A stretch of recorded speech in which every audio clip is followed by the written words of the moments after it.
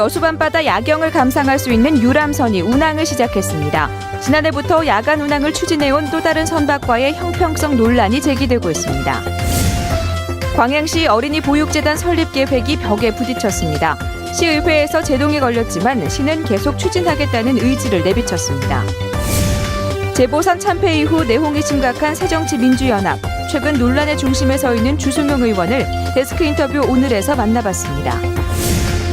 최근 구속된 여성 사채업자와 경찰관들이 연루됐다는 의혹으로 경찰이 술렁이고 있습니다.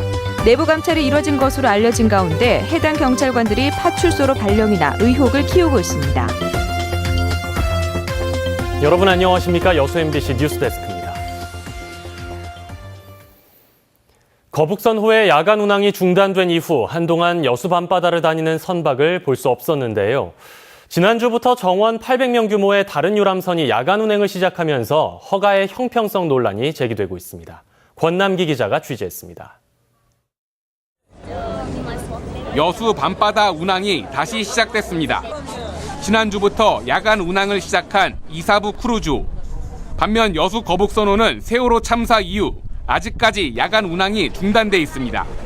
유람선인 이사부 크루즈호는 여수해양 경비 안전서가 허가 관청이지만 여객선인 거북선호는 여수지방해양수산청의 관할입니다. 똑같은 야간 운항이지만 양 기관의 설명은 조금 다릅니다.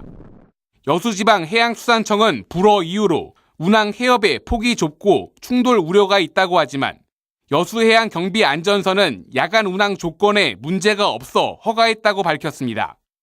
하지만 이사부 크루즈호와 거북선호는 오가는 항로가 비슷하고 위험 해역인 장군도 주변도 모두 지납니다.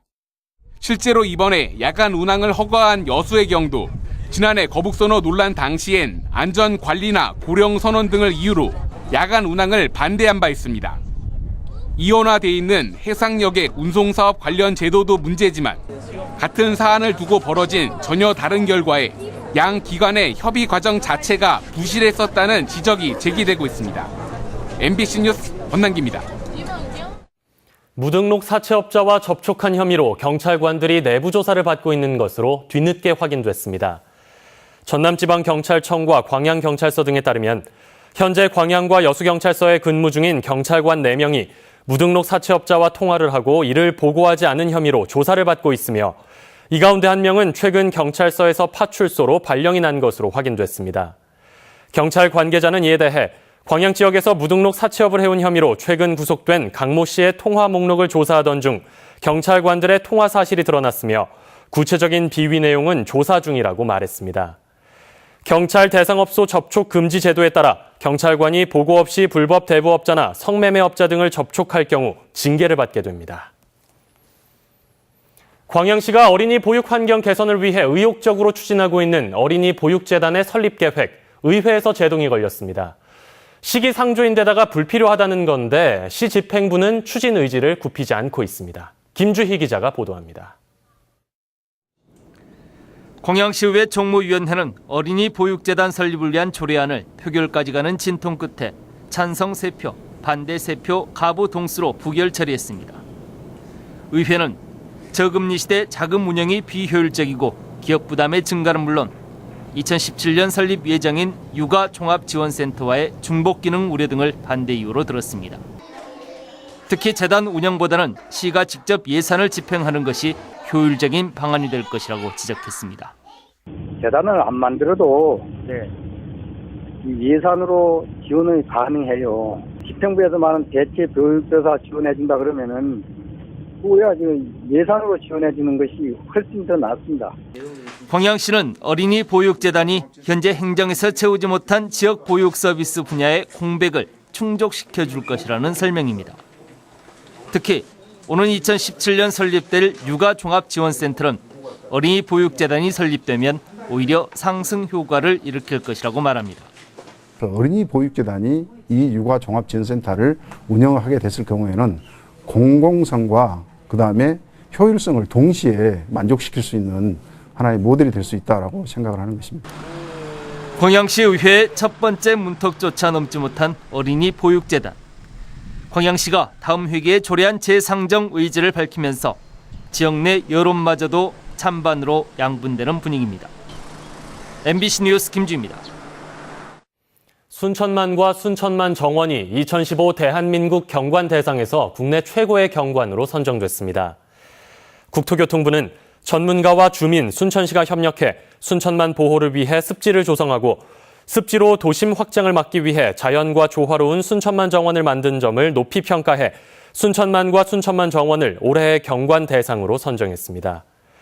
국토교통부는 전국 50여 건의 사업을 대상으로 경관 관련 전문가들의 심사를 거쳐 5곳을 선정했으며 경관 포털 구축을 통해 우수 사례를 널리 홍보할 계획입니다.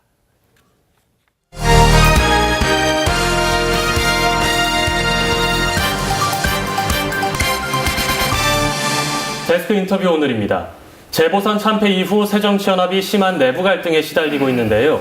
오늘은 친노 패권주의 청산을 요구하면서 최고위원직 사퇴를 선언한 주승용 의원과 이야기 나눠보겠습니다. 의원님 안녕하십니까? 안녕하세요. 네, 4.29 재보선 패배 이후에 새정치연합이 심한 내홍에 시달리면서 최대 위기를 맞고 있습니다. 네네. 의원님께서는 원인이 어디에 있다고 보시는지요? 예, 4월 29일 재보궐선거 전국에 4석밖에 안 됩니다만은 네. 4곳에서 모두 패배했습니다. 특히 텃밭이라고 하는 강주에서 참패했습니다. 대단히 심각한 상황입니다. 그래서 저는 4곳에서의 참패가 내년 총선에서의 쓰리쓴 약이 되기 위해서는 이번 선거의 패배 원인을 잘 분석해서 내년에는 패배하지 않도록 하는 게 중요하다라고 생각을 합니다. 네. 우리 당이 지금 근데 패배하고 난 이후에 오히려 그 이후의 수습 과정이 더 문제인 것 같습니다. 예. 내부 갈등이 더 커지고 있어서 네. 안타깝게 생각을 하는데요. 모든 책임은 저는 문재인 대표가 하루빨리 이 문제를 수습하는 것이 저는 최선의 방책이다 이렇게 생각을 합니다. 네. 의원님께서는 친노 패권주의 청산을 요구하시면서 최고위원직 사퇴를 선언하셨습니다. 네.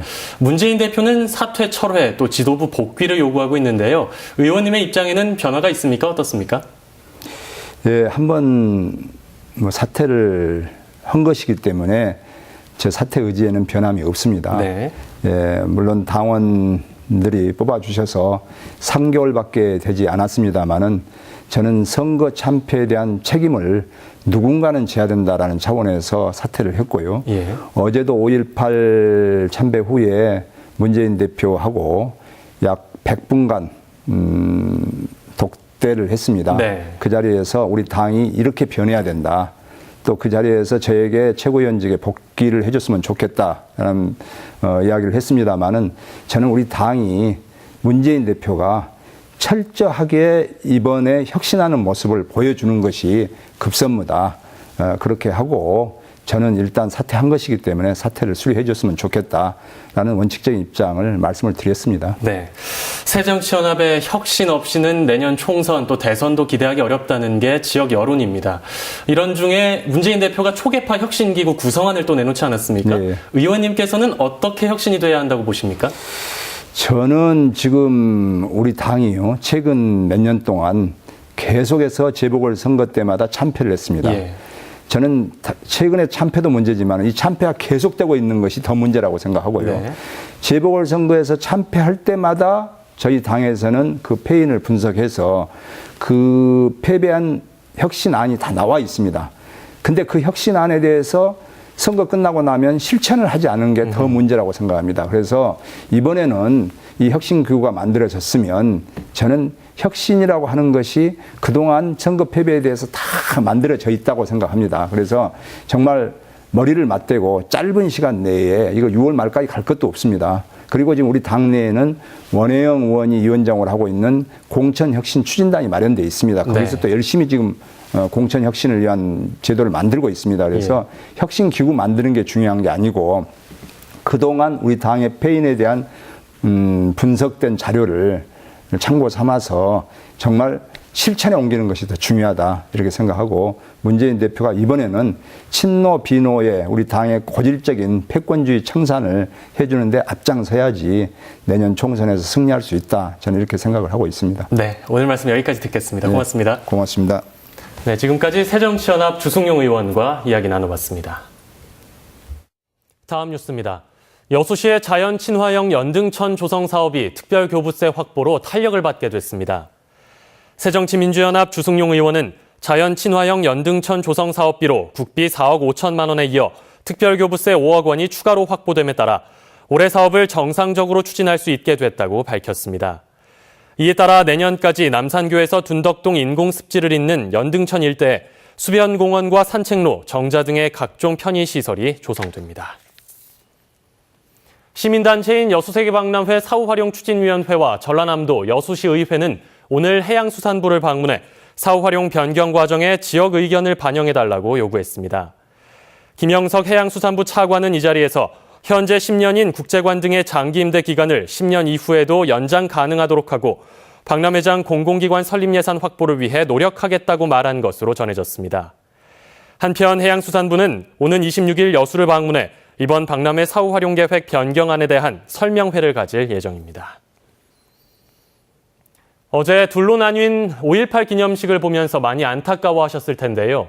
그럼 과연 내년에는 5.18 행사가 정상화될 수 있을까요? 정용욱 기자입니다. 정부 따로 민간 따로의 둘로 나뉜 5.18 기념식을 내년에는 하나의 기념식으로 치를 수 있을까?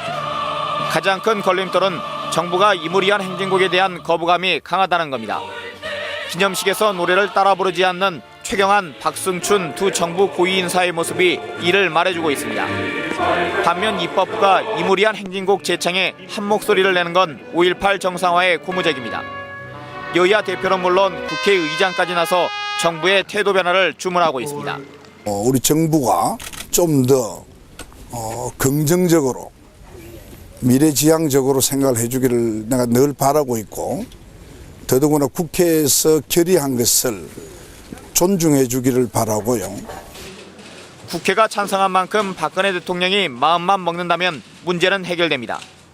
박 대통령의 국정 방침대로 국민 대통합을 위해 갈등 해결자로서의 전향적인 자세를 보인다면 5.18 정상화는 가능해집니다. 다시 한번 박근혜 대통령이 이런 문제들을 정치적으로 풀 수 있는 유일한 키를 쥐고 있는 분이기 때문에 박근혜 대통령이 이런 부분들에 대해서 보다 전향적으로 갈등 해결에 나설 필요가 있다고 생각이 되고요. 정부를 움직이기 위해서는 광주 시민 역시 민주 시민의 격에 맞는 행동이 필요합니다. 이유나 목적이 무엇이든 전야제에서 새누리당 김무성 대표에게 물을 뿌리는 것과 같은 과격한 행동은 보수층의 반발만을 살 뿐 5.18의 정상화에도 광주 정신의 구현에도 도움이 되지 않는다는 게 일반적인 정서입니다. MBC 뉴스 정용욱입니다.